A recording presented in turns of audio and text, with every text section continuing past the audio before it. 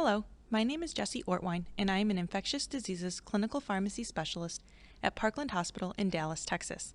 Today, I will be reviewing pertinent drug information for monoclonal antibodies as it relates to the treatment and prophylaxis of SARS-CoV-2. Naturally occurring antibodies against SARS-CoV-2 are produced by the adaptive immune system within a few weeks of exposure to the SARS-CoV-2 virus.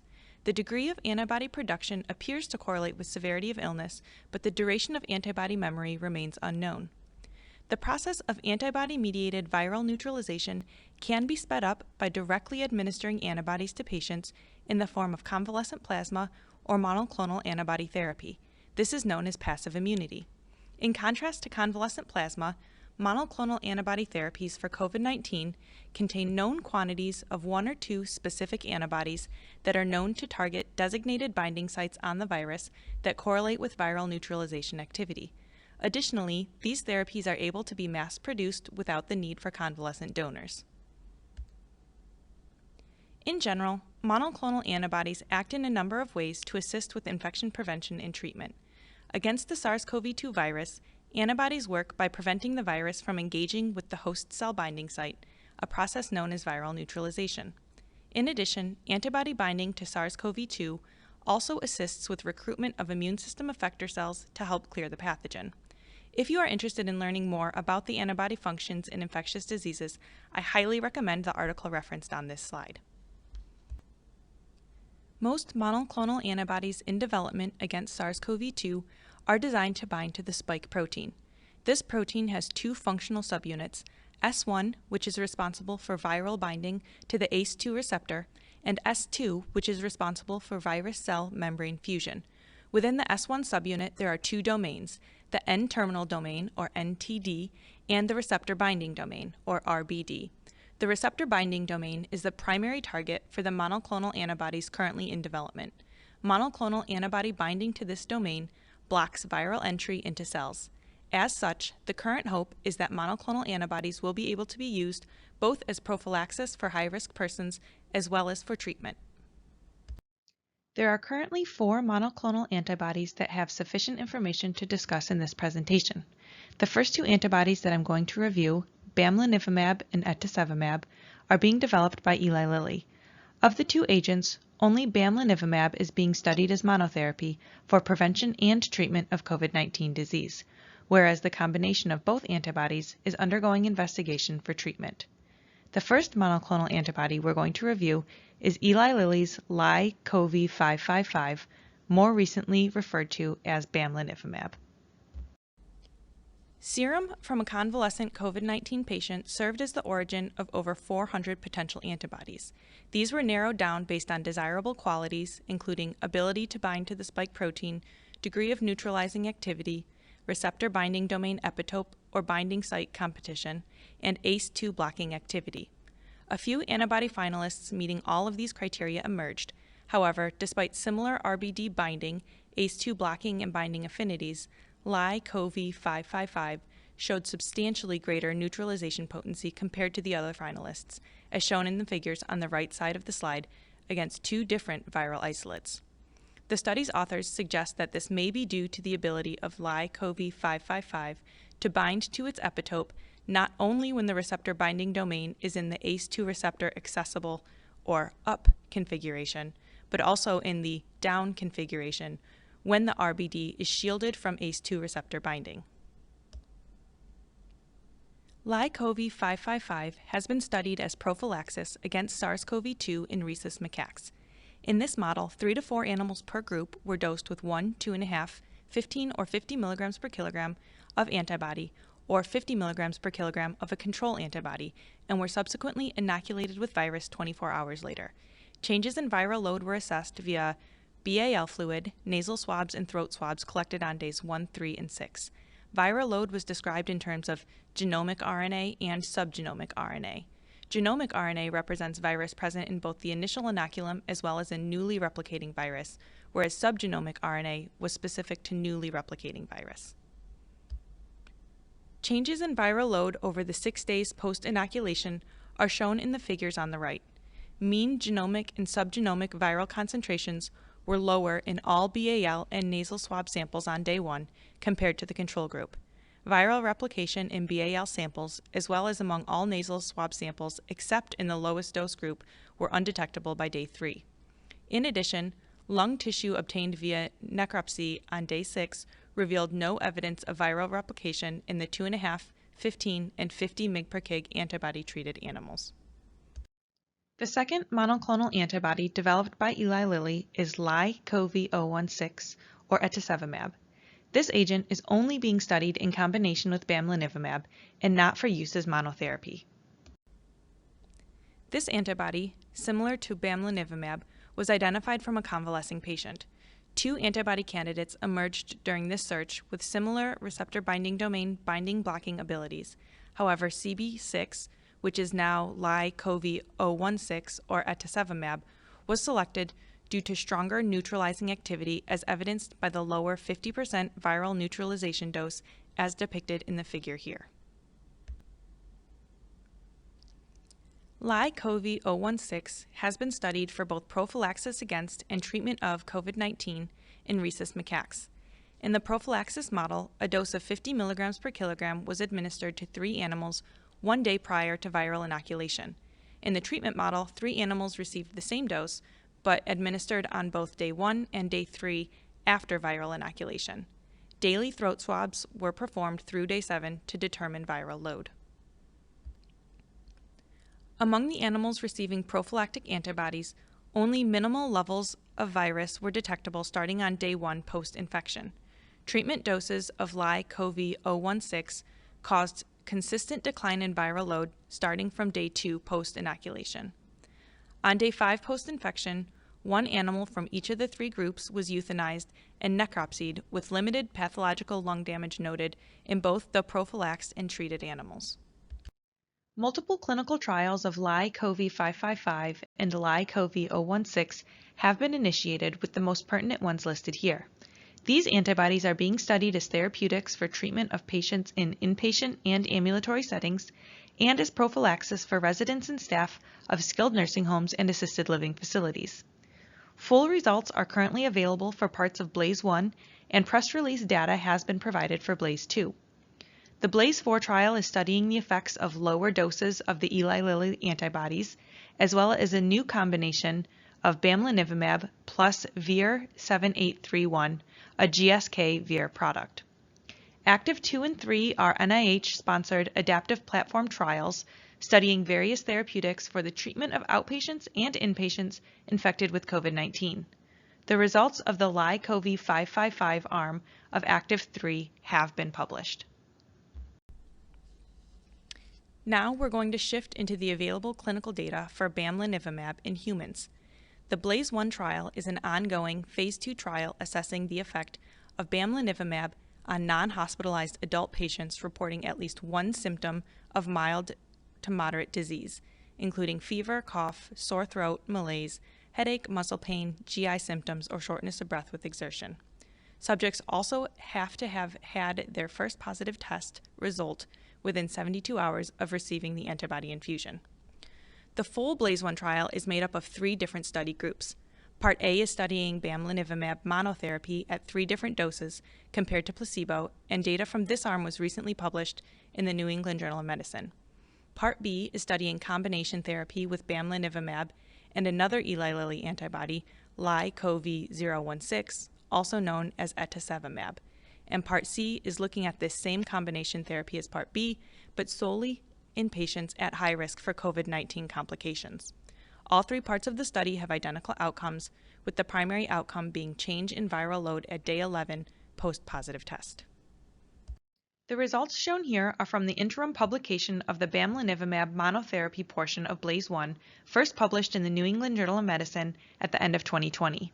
This interim analysis was pre-planned and occurred once the final patient randomized to receive Bamlanivimab reached at day 11.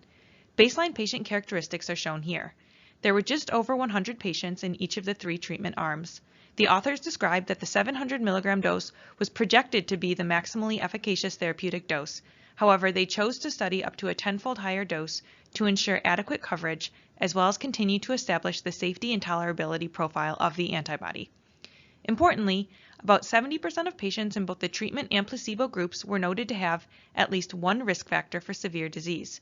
Risk factors were defined as age of 65 years or greater, body mass index of at least 35, or one of any pre-specified coexisting illnesses which were not defined in the available study protocol. The majority of patients had mild disease with 4 days of symptoms prior to study enrollment.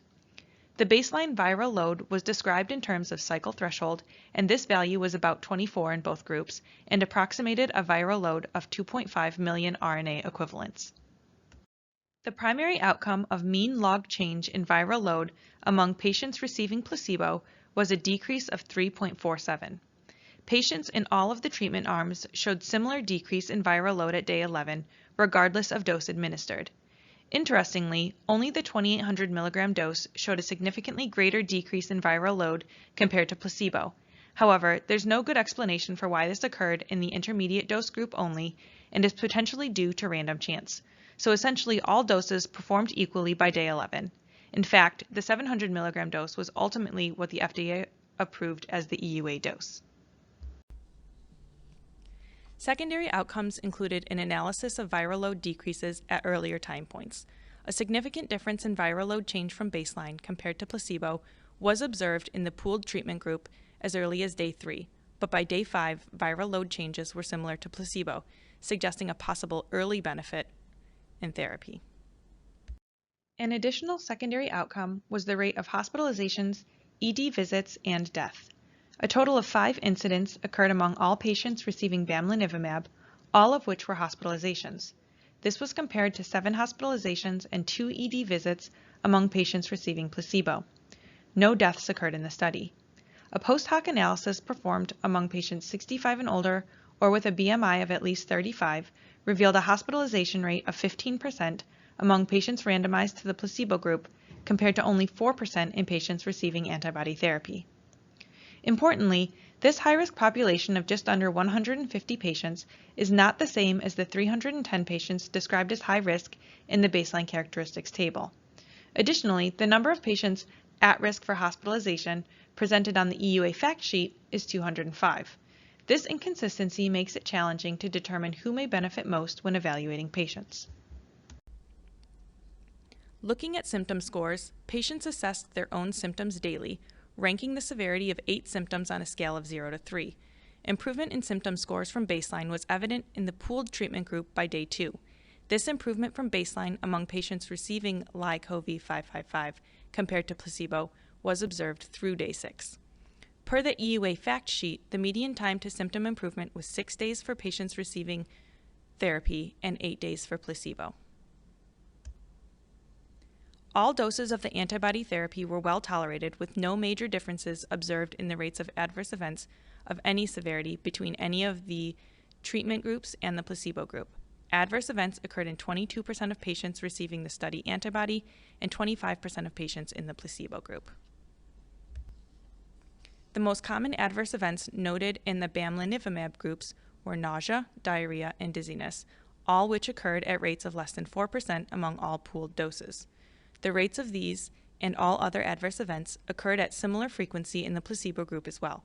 Infusion-related reactions, which included pruritus, flushing, rash, and facial swelling, occurred in 2.3% of patients receiving SARS-CoV-2 and 1.4% of patients receiving placebo. The authors noted that vital signs remained stable during these infusion reactions, and all patients were able to complete their infusions despite experiencing these adverse events.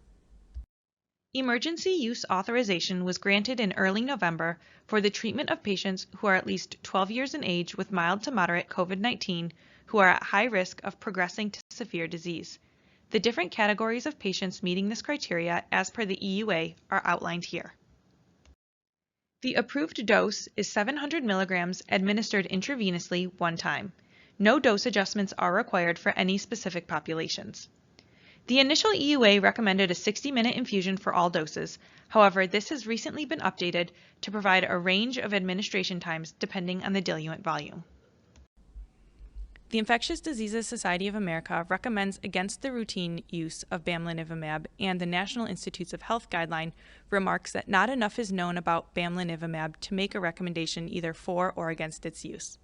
Both guidelines cite a lack of evidence, given that the at-risk population the EUA was approved for was only a subpopulation of the published cohort. No statements by any other organizations addressing Bamlanivimab are available at this time. Part B of the BLAZE-1 trial was recently published in JAMA and provides information regarding the efficacy and safety of the antibody combination of LY-CoV-555 with LY-CoV-016. Of note, updated data for Part A, LY-CoV-555 monotherapy, is presented in this publication as well, but the results are not too different from those previously published and just discussed in this presentation, so it will not be presented again in detail. The Part B portion of the trial included 112 patients randomized to receive a combination of 2,800 milligrams of LY-CoV-555 and 2,800 milligrams of LY-CoV-016, or placebo.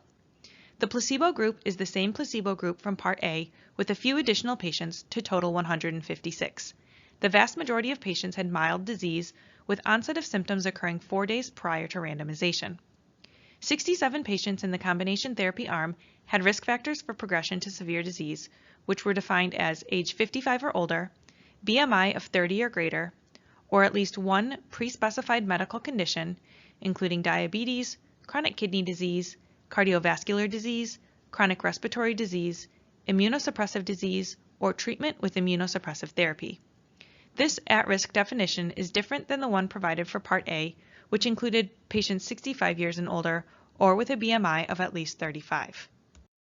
The primary outcome of mean log change in viral load among patients receiving placebo was a decrease of 3.8.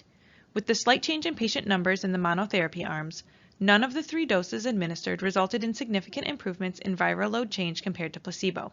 However, the combination of LY-CoV-555 with LY-CoV-016 resulted in a mean log change in viral load of 4.37, which was a significantly greater change as compared to placebo.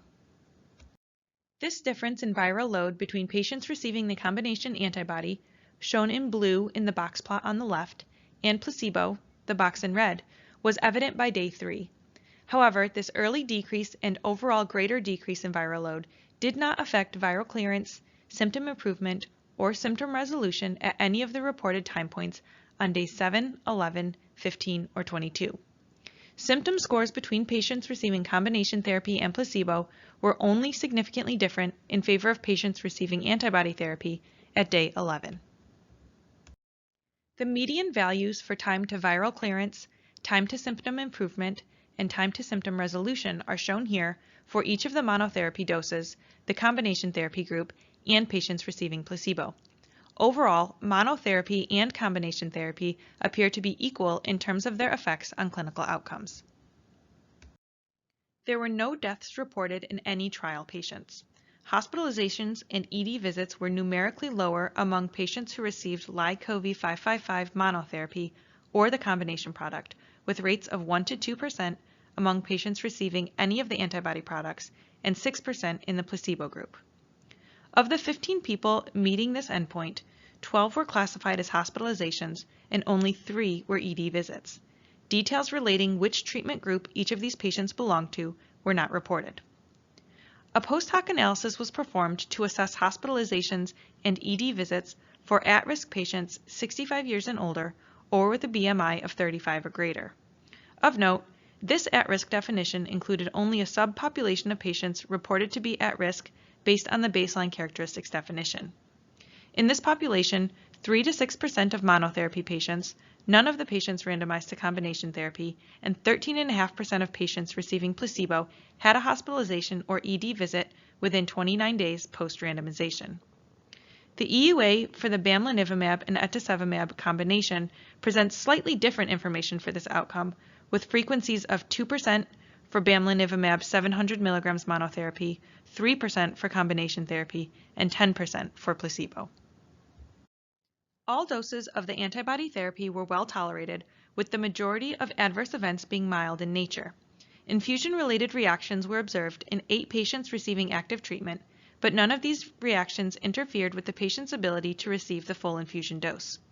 Specific adverse events were similar to those previously discussed in the Part A data for Bamlanivimab monotherapy. Eli Lilly provided a press release at the end of January which reported select preliminary outcomes for some of their ongoing trials. The Phase 3 portion of BLAZE 1 is currently enrolling high-risk patients only, with the definition of high risk being consistent with the previously defined EUA criteria for COVID-19 monoclonal antibody therapy use. Preliminary data have been released for the first group of patients who received treatment with 2,800 milligrams of both LiCoV555 and LiCoV016. Additional portions of this trial are studying lower doses of both antibodies as well as a subcutaneous dosage form. Baseline patient characteristics show roughly a third of the patient population is Hispanic, 1/3 are 65 years of age or older, and the mean BMI is around 33 to 34 kilograms per meter squared. Consistent with the other portions of BLAZE 1, the vast majority of patients were experiencing mild disease only. In the Phase 3 portion of BLAZE 1, the primary outcome will be the clinical outcome of hospitalization or death by day 29.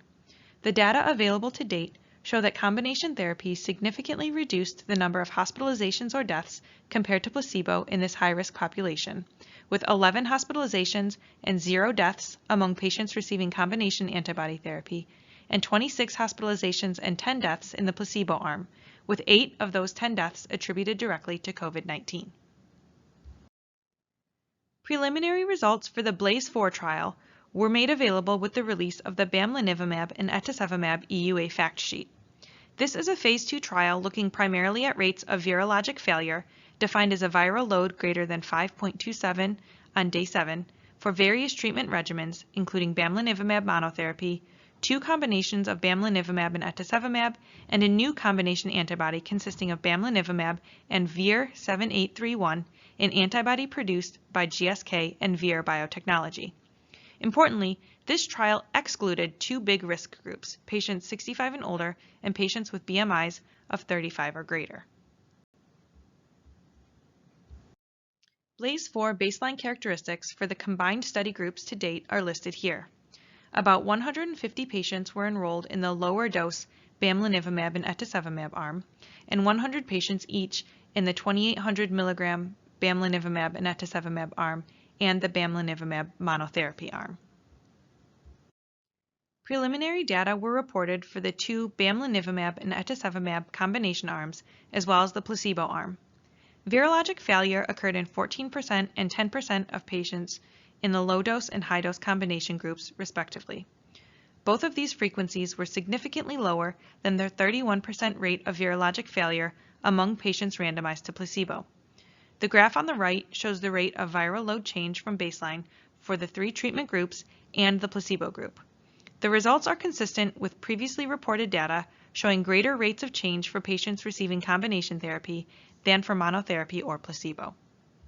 Emergency use authorization of Bamlanivimab plus Etesevimab was granted in early February for the treatment of patients at least 12 years in age with mild to moderate COVID-19 who are at high risk of progressing to severe disease. The definitions of high risk are consistent with those defined previously in the Bamlanivimab monotherapy EUA. The approved dose is 700 milligrams of Bamlanivimab and 1,400 milligrams of Etesevimab combined and administered intravenously one time. As was just reviewed, minimal clinical data is available for this lower combination dose.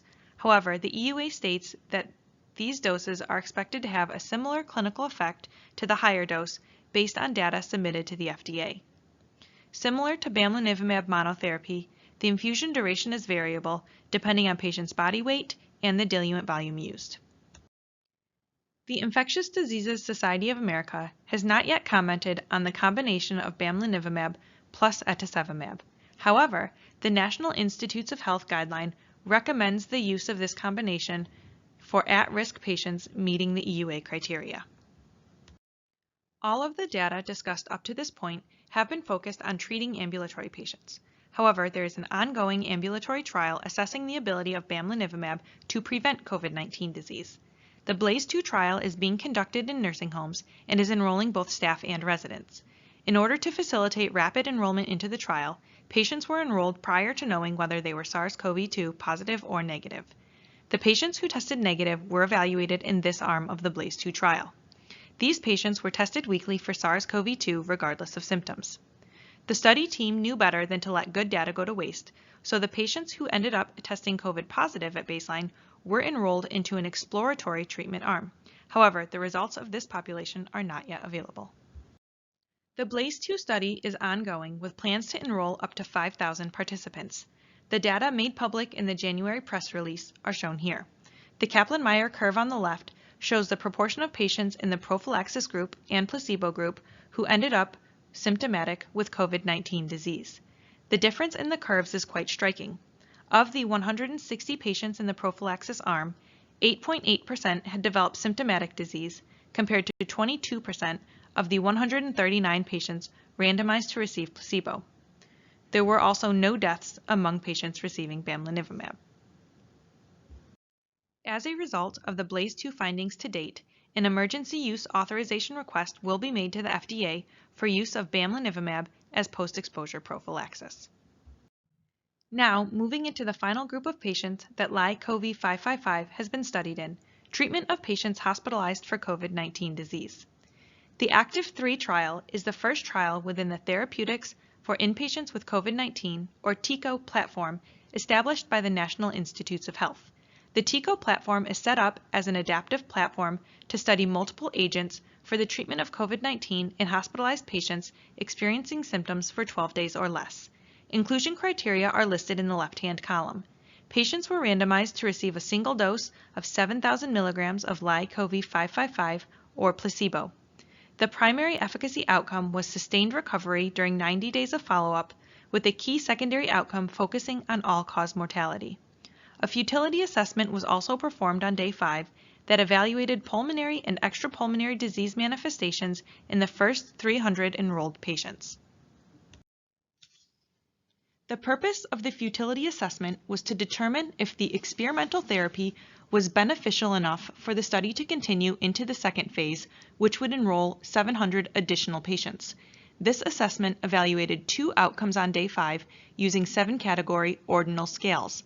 The 7 categories for the 2 ordinal outcomes are shown here, with the definitions for each category indicating an increase in disease severity as the categories move from 1 to 7. Baseline characteristics of patients in the treatment and placebo arms are shown here. Just under half were either Hispanic or Black, and the majority were obese. Participants experienced about 7 days of symptoms prior to randomization, and most had either no oxygen requirement or needed less than 4 liters per minute of low-flow oxygen at the time of randomization. The majority of patients in the trial received concomitant remdesivir starting either before or on the day of randomization. Roughly half of the patients in each group also were receiving steroids at the time of randomization. The results of the futility analysis are shown here. On day 5, the proportion of patients in each of the different disease categories was nearly identical. The data shown here are for the pulmonary ordinal outcome. However, the authors note that the results of the pulmonary plus ordinal outcome were nearly identical to those results shown here, with the exception of 2 patients who ended up in more severe categories in the pulmonary plus ranking than they were categorized as in the pulmonary ranking. When the pulmonary ordinal outcome data was stratified by patients' baseline pulmonary category, there was no category of patient that had any perceived benefit from antibody therapy at day 5 compared to placebo. In addition to the futility analysis resulting in nearly identical outcomes in both the treatment and placebo groups, results of the primary clinical outcome of interest, which was sustained recovery, was nearly identical as well. Although the initial plan was to report sustained recovery during 90 days of follow-up, the outcome reported was for patients followed for at least 28 days or who died within the 28-day follow-up period. The key secondary clinical outcome was death, which occurred in 9 patients in the treatment group and 5 in the placebo group. Safety events occurred with similar frequency in both populations. Specific details regarding safety outcomes were limited to the affected organ system, with the majority of events in both groups being respiratory, thoracic, or mediastinal in origin. Consistent with all other results presented for this study, the Kaplan-Meier curves for time to sustained recovery and time to hospital discharge look nearly identical for both patient groups. Given the clinical and safety outcomes as well as the results of the futility analysis, LICOV-555 met the pre-specified criteria for futility, and the study was halted indefinitely on October 26, 2020. In summary, the combination of Bamlanivimab and etesevimab decreases viral load more rapidly than placebo. However, this has not translated into improvements in viral clearance or patient symptoms. This combination may prevent hospitalizations, especially in high-risk ambulatory patients. However, we are waiting on availability of the full dataset to confirm the early reports. Bamlanivimab monotherapy may best be used as a prophylactic agent to prevent symptomatic disease among known exposures, but we again await the results of the BLAZE-2 trial to confirm press release information. The next monoclonal antibody therapy that I'm going to review is the combination of casirivimab and imdevimab, also referred to as REGEN-COV-2, manufactured by Regeneron. This product is a combination of 2 of the 4 antibody finalists isolated using genetically humanized mice and B cells derived from convalescent patients. All 4 monoclonal antibody finalists had potent neutralizing activities, as shown in the figure on the left side of the slide. In addition to testing the neutralization capabilities of the 4 individual antibodies, combinations of 2 antibodies were examined. However, no improvement in neutralization activity was demonstrated with either combination. The components or individual products highlighted in the red boxes represent the compounds ultimately included in the final Regeneron product. The ability of each monoclonal antibody to carry out effector functions was studied as well. REGEN-10987, the red line in the figures on the right, was the most effective at mediating cytotoxicity of the SARS-CoV-2 virus at around 20%. The ability to mediate antibody-dependent phagocytosis was also examined for each of the monoclonal antibody finalists, with REGEN-10989, 87, and 33 all displaying similar induction potential of around 55%, and REGEN-10934 about 15 percentage points lower. The rate of virus mutation under selection pressure from the 4 previously discussed individual antibodies, as well as 3 different antibody combinations, was investigated. Virus grown in the presence of the combination of REGEN-10987 and 33 did not result in the growth of any escape mutants. This is thought to be because there is no overlap in the binding locations of each of the 2 individual agents within the receptor binding domain, and thus there is a lower probability of simultaneous viral mutation occurring at 2 distinct genetic sites. Although the combination of REGEN-10989 and 87 appears to block growth of escape mutants as well, the 2 antibodies in this cocktail do partially compete for binding sites, which is less ideal. The results of these 2 in vitro studies placed the combination of REGEN-10987 and 33 as the leading contender selected for clinical trials in both animal and human studies. Animal models using REGEN-COV-2 for prophylaxis and treatment have been performed with rhesus macaques and golden hamsters. In the macaque model, 2 studies were performed using 2 different viral inocula. The first study administered a 50 mg per kilogram antibody dose to 6 animals and placebo to 6 animals, followed by administration of a viral inoculum of 1 × 10⁵ plaque-forming units 3 days later. Nasopharyngeal swabs and BAL fluid were collected on specified days for viral load assessment. The second study utilized a 10-fold higher viral inoculum and compared the activities of 2 different antibody doses, a 0.3 mg per kg and a 50 mg per kg dose to placebo in 12 animals, 4 in each group. In this study, nasopharyngeal and oral swabs were collected for viral load assessment. In the treatment study, 8 animals received 1 of 2 different doses, either 25 mg per kg or 150 mg per kg of the antibody combination 1 day after being inoculated with the SARS-CoV-2 virus. Nasopharyngeal and oral swabs were collected. Similar to the studies previously discussed, changes in both genomic RNA and subgenomic RNA were observed. Findings from the prophylaxis models are described on the left side of the slide. Both prophylaxis models showed more rapid clearance of genomic RNA among animals receiving the 50 mg per kilogram dose as compared to placebo. Most significantly, the subgenomic RNA was almost completely ablated in both groups of animals receiving the 50 mg/kg dose, signaling near complete blockage of viral infection even among animals administered a higher viral inoculum, as depicted in the figure on the left. The lower 0.3 mg/kg dose did not appear to offer any protection against viral infection. In the treatment model, both antibody doses displayed similar rates of viral clearance and efficacy. Importantly, higher viral titers were noted on day 1 for the group receiving the 150 mg/kg dose, which may have potentially masked any enhanced antiviral activity. Lastly, pathological lung findings of SARS-CoV-2 were documented less frequently among animals in both the prophylaxis and treatment groups, and, when present, was less extensive than in animals who received placebo. Antibody activity was also studied in golden hamsters, where SARS-CoV-2 infection manifests much more severely than in the macaques. Both the prophylaxis and treatment models studied the effects of 3 different doses against a viral inoculum of 2.3 × 10⁴ plaque-forming units. Infection with SARS-CoV-2 in hamsters results in rapid weight loss and high viral load in the lungs. As such, animals were assessed for weight loss over the 7 days post-infection. Additionally, in the prophylaxis model, viral load in the lungs at day 7 was examined. Protection from weight loss was observed across all antibody regimens in the prophylaxis model and among the 2 highest doses in the treatment model. Both genomic and subgenomic RNA were decreased from baseline in most of the animals receiving prophylactic antibodies.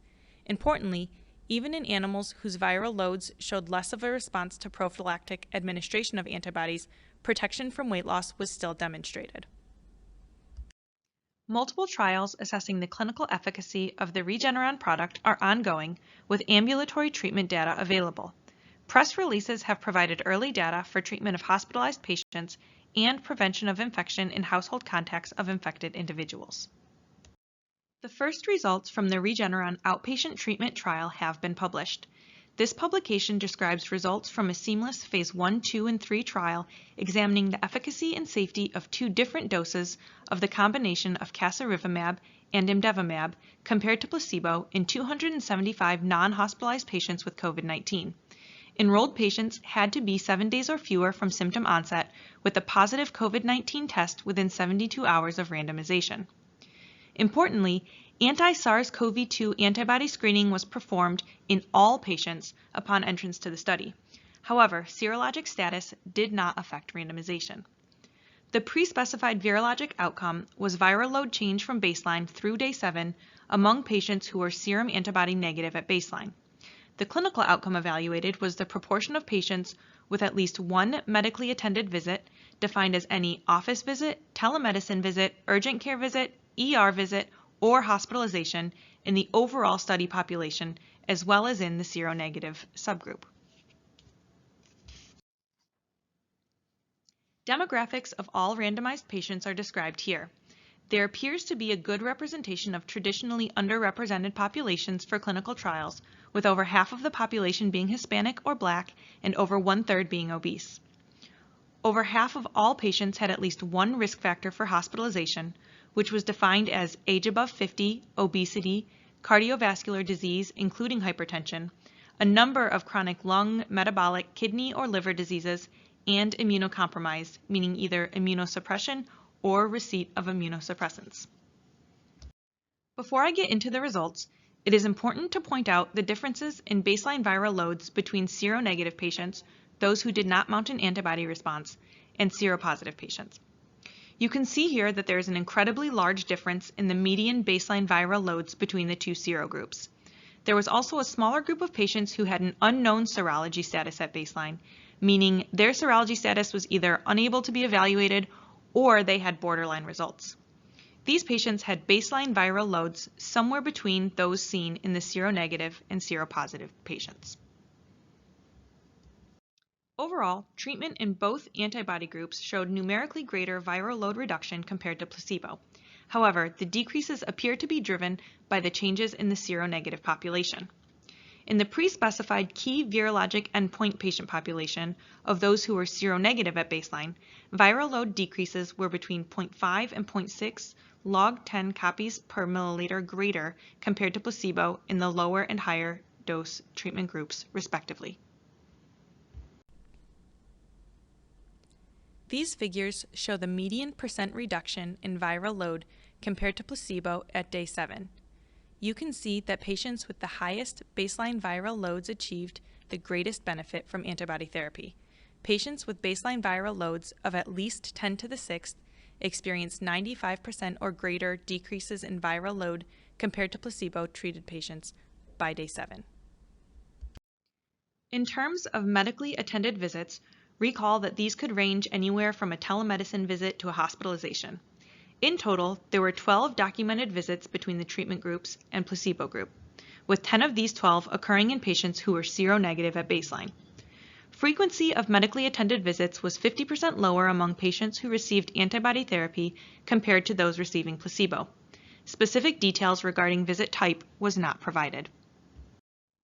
No differences in serious adverse events were reported between the treatment and placebo groups. In addition, events of special interest, including infusion-related reactions or hypersensitivity reactions that were grade 2 or higher, occurred infrequently across all treatment groups. While the published study just discussed provides information regarding the first 275 patients enrolled in this trial, the EUA fact sheet includes select information for a larger dataset of 665 patients. Patients in the combined treatment groups experienced a mean change in viral load from baseline through day 7 that was 0.36 log copies per milliliter greater than patients receiving placebo. This was nearly identical to the 0.41 log copies per milliliter difference reported in the published results. The figure on the right is from the EUA fact sheet and shows the changes in viral load for both antibody dose groups, with the change curve nearly identical for both doses. The EUA fact sheet only reports hospitalization and ER visit data with no mention of outpatient physician office or telemedicine visits. Rates of hospitalization or ER visit within 28 days occurred in 4% of the overall population receiving placebo and 2% of the population receiving antibody therapy. Among high-risk patients, however, a greater proportion of placebo-treated patients had a hospitalization or ER visit, while the proportion of treated patients meeting this outcome was similar to that of the overall population. Time to symptom improvement doesn't appear to be affected by receipt of antibody therapy. Emergency use authorization was granted in late November for casirivimab and imdevimab for the same population as previously discussed with Bamlanivimab. There is no information available currently describing the overlap between the EUA-approved patient population and those who were seronegative or had high viral loads at baseline. Given there is no current testing readily available to identify the patients who are seronegative or have high viral loads, it remains unknown if the EUA population is truly the appropriate surrogate marker for patients that would benefit most from receipt of Regeneron therapy. Given the similar outcomes with both studied doses, the EUA-approved dose is the lower 2,400 milligrams. There are no dose adjustments recommended for any specific populations. The infusion time for this product remains at 30 minutes. Both IDSA and NIH guidelines provide the same recommendation for the Regeneron antibody combination that they provide for Bamlanivimab monotherapy, with IDSA recommending against routine use and the NIH refraining from making a recommendation one way or the other due to insufficient data. The Regeneron combination product is also being studied as treatment for patients admitted to the hospital with COVID-19. The trial initially enrolled patients in 4 different cohorts stratified by oxygen needs: patients not requiring oxygen, patients on low-flow oxygen, patients on high-flow oxygen, and patients on mechanical ventilation. A press release from Regeneron on October 30th of 2020 stated that an independent data monitoring committee recommended pausing further enrollment of patients requiring high-flow or mechanical ventilation pending collection and analysis of further data on patients currently enrolled due to a potential safety signal and an unfavorable risk-benefit profile at this time.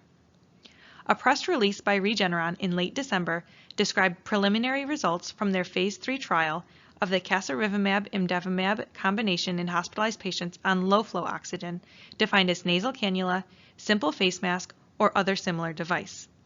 At this time, all that is reported is that the combination antibody product passed the futility analysis by showing a decrease in the risk of death or need for mechanical ventilation among seronegative patients. The time-weighted average daily viral load changes through days 7 and 11, as well as the change on day 5 compared to placebo, were reported. Overall safety events were noted to be similar among patients receiving treatment drug and placebo. This trial is also studying the effect of the combination antibody product in hospitalized patients with no supplemental oxygen requirements. However, no preliminary results in that patient population have been made available yet. Casirivimab and imdevimab are also being studied jointly with the National Institute of Allergy and Infectious Diseases as prophylaxis for household contacts of infected persons. Participants were randomized to receive a one-time subcutaneous dose of 1,200 milligrams of the combination antibody product or placebo. COVID-19 infection occurred in 5% of patients receiving REGEN-COV-2 and 10% of patients in the placebo arm. All of the infections that occurred in the treatment arm were asymptomatic infections. Adverse reactions were more common in the placebo group, and this was primarily driven by the higher number of COVID-19 cases. Injection site reactions were equally frequent in the two groups. In summary, the combination of casirivimab and imdevimab has shown the greatest effect on viral load in seronegative patients or those with viral loads of 10 to the 6th or greater at baseline.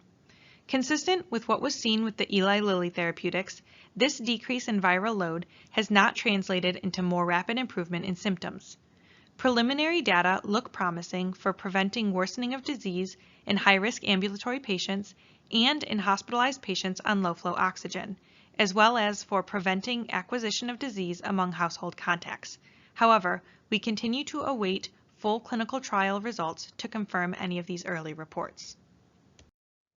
The last thing I'm going to cover in this presentation is the efficacy of all of these antibodies against the current variants of concern.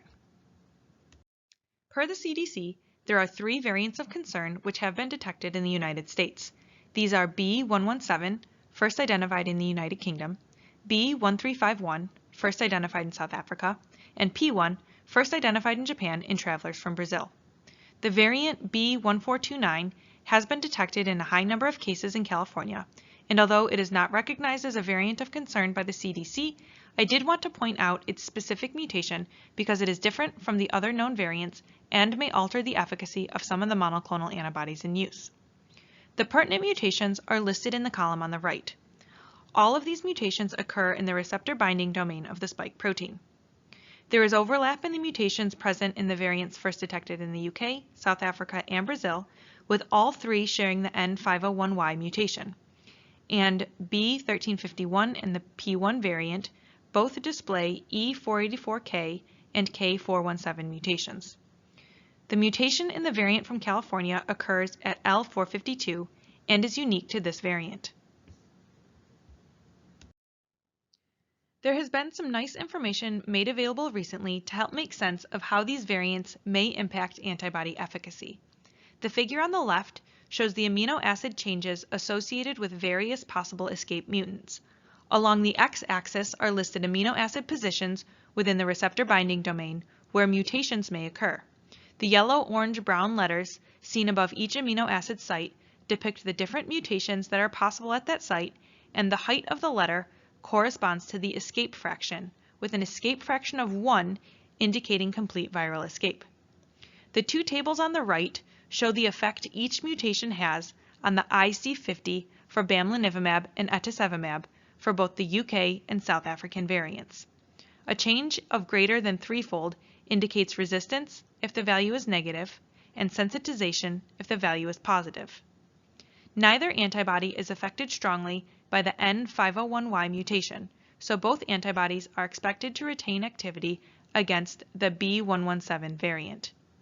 Mutations K417N and E484K are both known to be present in the variants first identified in Brazil and South Africa. Bamlanivimab binding is altered dramatically in the presence of the E484K mutation, and the same is true for etesevimab for both the E484K mutation as well as the K417N mutation. Hence, There is concern that this combination would not be effective against the variants from Brazil and South Africa. Bamlanivimab binding is also likely to be affected by the L452R mutation present in the variant identified in California. However, etesevimab binding is not affected, so the combination may still retain activity. In vitro data looking at antibody neutralization percentages for the two Eli Lilly antibodies and the combination of the two against the three variants of concern are shown here.